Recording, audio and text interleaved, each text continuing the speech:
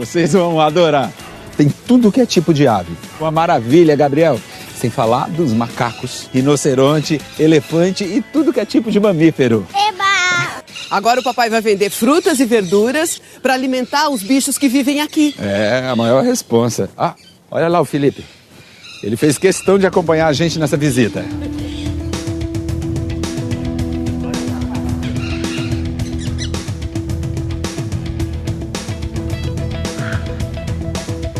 Bom, a gente pode observar que tem várias espécies diferentes de aves. Então as aves, elas sofreram várias adaptações durante o processo evolutivo que elas passaram. Elas têm a presença de um bico, elas têm um par de asas e o corpo recoberto por penas.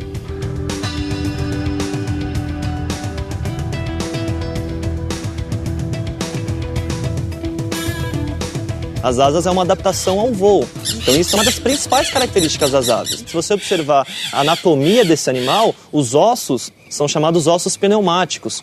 É um osso oco, é um osso leve para conseguir voar. E as penas? Ela protege a ave contra o frio.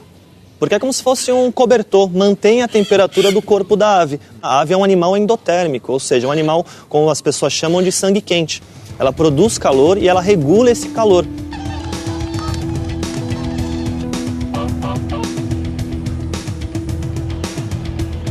As aves não possuem dentes, elas têm um bico, por isso que você vê aves com formatos de bicos diferentes, porque eles têm uma dieta diferente.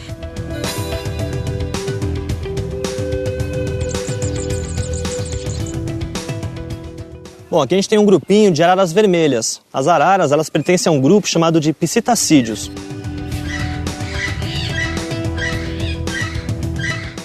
A principal característica desse grupo é o bico, ele tem o bico curvado. E essas aves, elas comem sementes. Então esse bico curvado auxilia ela a quebrar a sementinha. Ela também tem uma língua com papilas gustativas. Praticamente toda forma de alimento que ela encontrar, ela vai primeiro sentir com a língua, para saber se é gostoso. E muitas dessas espécies são espécies ameaçadas. Isso devido à perda de hábitat, especialmente na região do Amazonas, região do Cerrado, da Mata Atlântica e também devido ao tráfico de animais.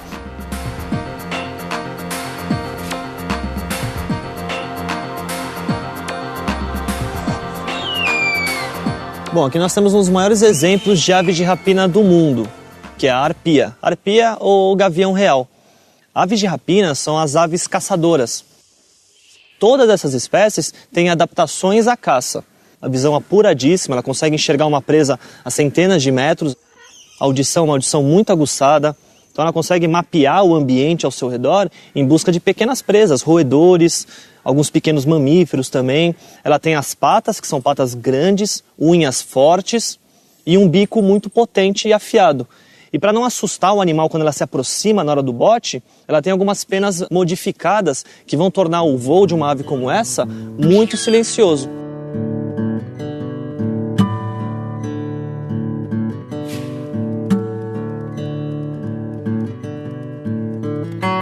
Bom, aqui a gente tem um grupo de aves aquáticas. As aves aquáticas, elas têm algumas adaptações para viver no ambiente aquático. Pode observar o bico, é um bico longo e filtrador.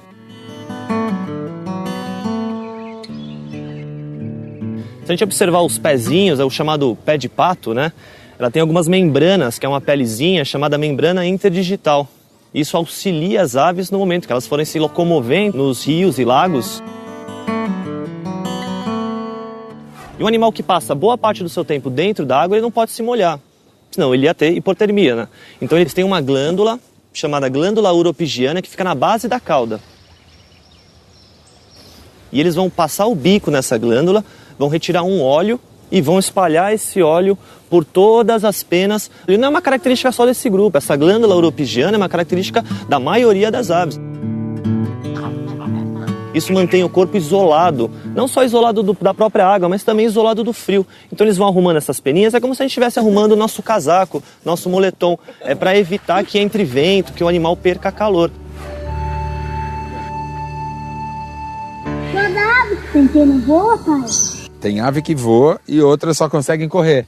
Não é isso, Felipe? É isso mesmo, a maioria das aves voam. Mas tem algumas espécies, Gabriel, que elas não conseguem voar. São chamadas aves corredoras.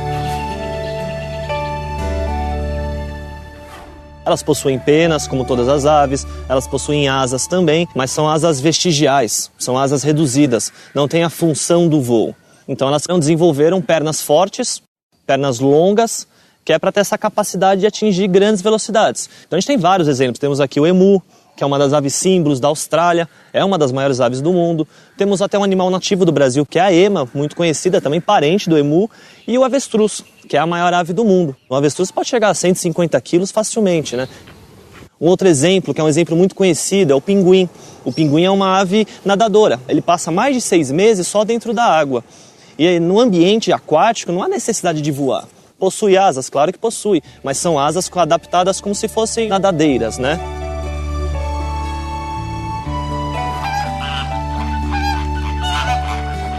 Então aqui nós temos um grupo de flamingo. E a reprodução desses animais é bem curiosa. Se vocês observarem ali, ó, aquilo ali é a área de ninho deles. Eles vão lá, sentam, colocam um ovinho e passam os dias incubando até nascer o filhotinho.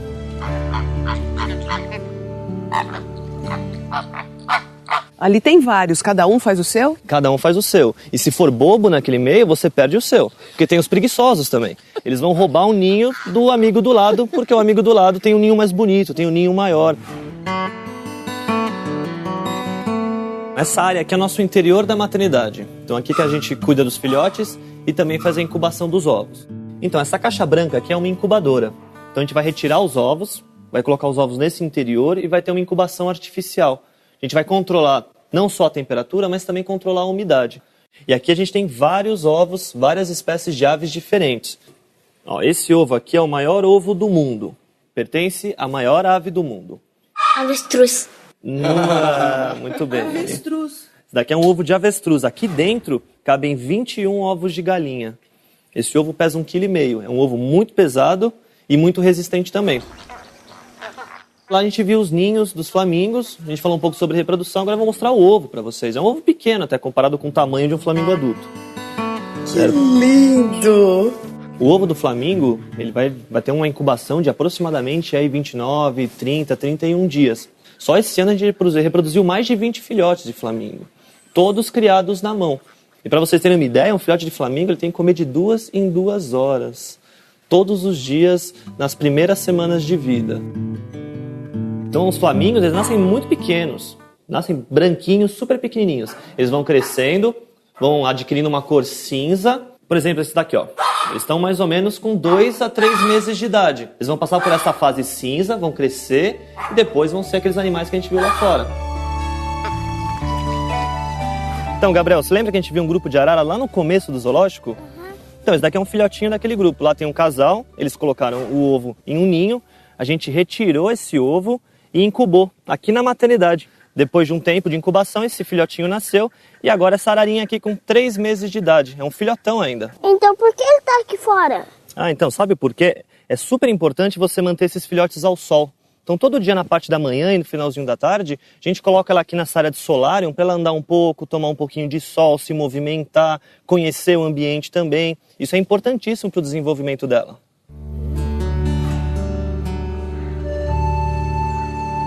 Muito bacana esse trabalho de reprodução de aves em cativeiro, não é mesmo?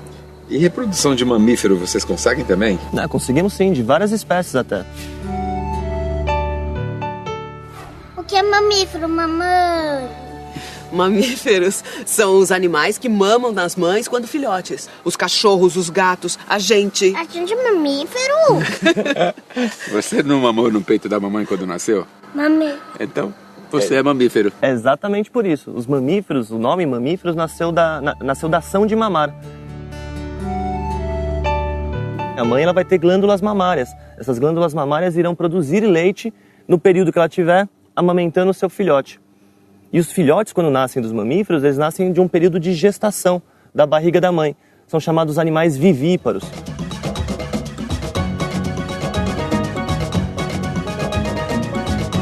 Os mamíferos, assim como as aves, são animais endotérmicos. Por isso que nós temos tanta energia, por isso que nós nos alimentamos a todo momento também, para manter esse calor corpóreo, manter sempre o nosso metabolismo ativo e nossa temperatura constante. E essa manutenção de calor foi muito importante para o grupo, porque os mamíferos conseguiram habitar praticamente todo o planeta. Uma característica desse grupo que auxilia na manutenção do calor é o corpo recoberto por pelos. Então, os mamíferos sofreram várias formas de adaptações. Atualmente, existem mais de 6 mil espécies de mamíferos no mundo.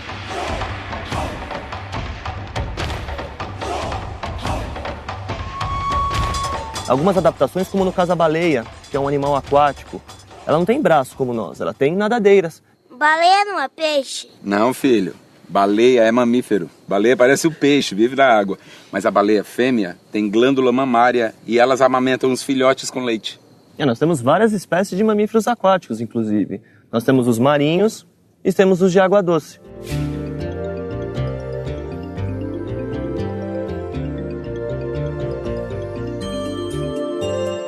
No caso dos marinhos, o melhor exemplo, claro, é a baleia, mas nós temos também o golfinho, e esse grupo é chamado de cetáceos. E tem mamífero de água doce também, são chamados sirênios. Tem mamífero que nada e tem mamífero que voa, não é, filho? Tem alguma... Mamífero que voa? Tem algumas espécies de mamíferos que voam. São os conhecidos morcegos. Os membros dianteiros, as patas dianteiras, se transformaram em asas. Então os animais são adaptados ao voo. São as únicas espécies de mamíferos que conseguem voar.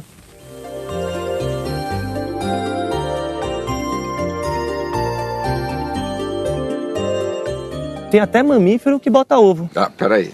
Mamífero que bota ovo, Felipe?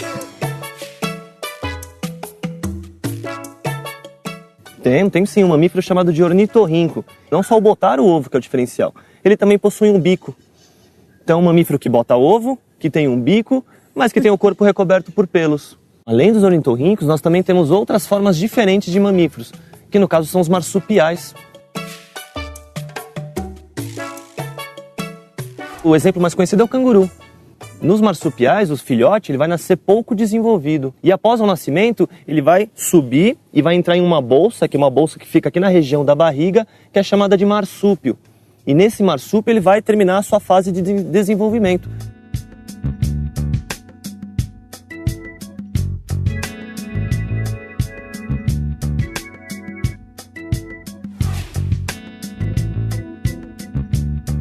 Bom, aqui a gente tem uma paca. A paca ela pertence ao grupo dos roedores. Então ela é parente dos ratos, ela é parente da capivara, que é o maior roedor do mundo. E os roedores, eles têm um par de dentes incisivos que nunca para de crescer. Então eles têm que passar a vida inteira sempre se alimentando de coisas duras para poder gastar esses dentes. E o coelho é um roedor? Não, o coelho não é um roedor. Ele parece um roedor. Mas o coelho ele pertence a um grupo chamado de logomorfa. Eles têm 2 pares de dentes incisivos na maxila superior e somente um par na maxila inferior. Ô, Gabriel! Olha aqui o tamanduá. Aqui é o nosso grupinho de tamanduás bandeiras. Então o tamanduá, ele é um dos poucos mamíferos que não possuem dentes. São os edentados que a gente chama. Edentados? Edentados, isso mesmo. E se vocês observarem as unhas, eles têm unhas desenvolvidas e muito fortes. Então ele vai usar essas unhas para quebrar o cupinzeiro, para quebrar o formigueiro. E aí com a língua, uma língua bem pegajosa, de 60 centímetros, ele vai lambendo e as formiguinhas vão grudando e assim ele vai conseguindo consumir o alimento. Quantos cupins e formigas eles comem por dia? É uma quantidade muito grande. Eles podem comer aí uma média de 35 mil cupins e formigas, né? Não tem como você oferecer a mesma quantidade de insetos, de formigas e cupins principalmente, que esses animais se alimentam na natureza. Mas essa papa especial vai suprir toda a necessidade que ele obteria na vida livre, né?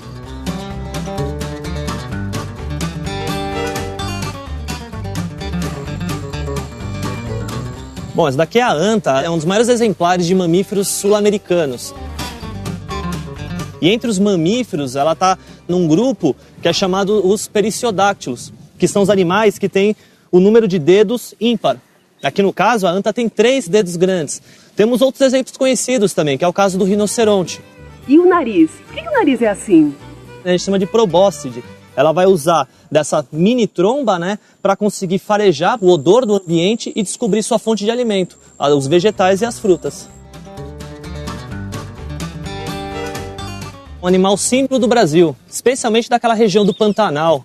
E é o maior mamífero terrestre que a gente encontra aqui no país. É um animal muito importante para a fauna brasileira.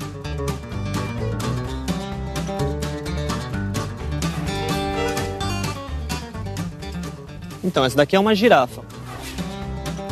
A girafa ela pertence a um grupo na classe dos mamíferos chamado de Artiodactylus, que são os animais que têm os dedos divididos em números pares. No caso aqui, a girafa ela tem o casco que a gente chama o casco bipartido, que é o casco dividido em dois, muito similar ao casco da vaca. A girafa ela é conhecida por ser o mamífero mais alto que existe. O macho ele pode passar dos 5 metros de comprimento, enquanto que a fêmea pode chegar aos 4, 4,5 de altura. Isso é devido ao tamanho do pescoço. Mas por incrível que pareça, o número de vértebras que ela possui no pescoço é o mesmo número de vértebras que nós possuímos também, que são 7. Só que as vértebras dela, obviamente, são alongadas. Então elas se alimentam de vegetais. E para colher esses vegetais, ela vai utilizar de uma língua áspera e muito comprida, de 30 centímetros. E lá na África, na savana africana, que é o habitat, que é o local de origem desse animal, elas vão se alimentar de uma planta chamada acácia, que é cheia de espinho. A girafa, com a sua língua, consegue se alimentar desse vegetal sem machucar a sua língua. Se vocês observarem bem, ela tem algumas manchas características. É como se fosse uma digital. Cada girafa tem a sua. Nessa área, aqui nesse recinto, é o recinto dos hipopótamos. Nós temos um casal e um filhote de 1 mês de vida. Então são animais aquáticos, eles passam boa parte do dia na água.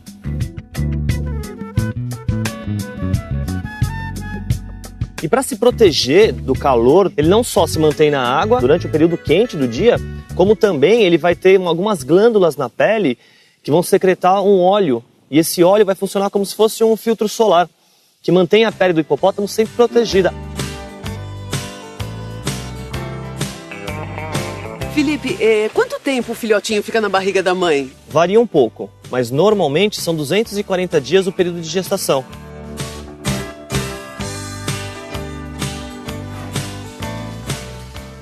Então, aqui nessa área, nesse recinto, nós temos 2 fêmeas de elefante indiano. E eles pertencem a uma ordem chamada de proboscídeos.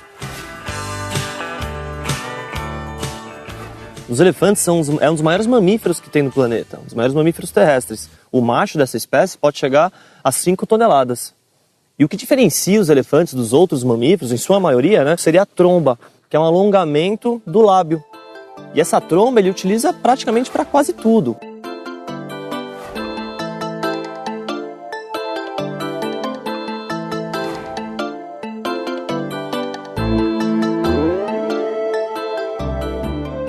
Então, aqui nós temos uma fêmea de lobo-guará.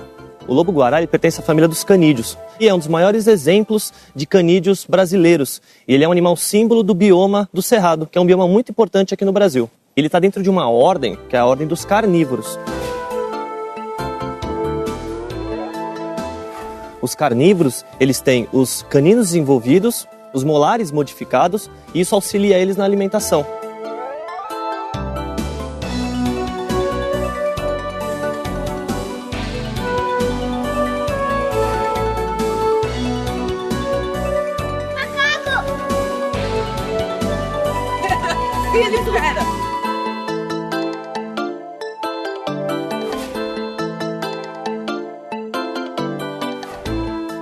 Ó, pessoal, isso daqui é um primata amazônico conhecido como o acari vermelho. É uma espécie muito rara de primata. Os primatas possuem os membros alongados. Além dos membros alongados, eles possuem 5 dedos em cada mão e esses dedos com unhas. E eles também têm o polegar. E esse polegar, junto com os outros dedos, auxilia esses animais no dia a dia para manipular objetos.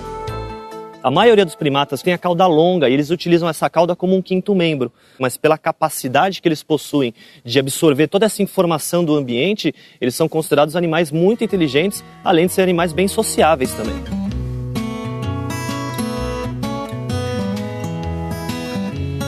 Como é a gestação deles, Felipe? A forma de gestação que os primatas, em sua maioria, possuem é muito similar com a nossa. É que o tempo ele vai variar de espécie para espécie. E uma outra curiosidade desse grupo, o cuidado parental ele é muito intenso. Tanto a mãe, principalmente, claro, como o pai, eles vão ter um cuidado e uma observação em cima do filhote praticamente diários, na amamentação, nos cuidados, na limpeza, na higiene e também nos ensinamentos.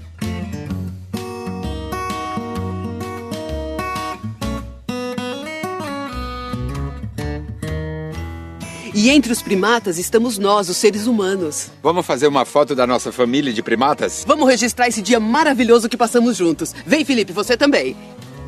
Sorrisos? 1, 2, 3. Olha, ficou ótima! Nossa, essa foi boa. Melhora. 1, 2, 3. Ficou lindo!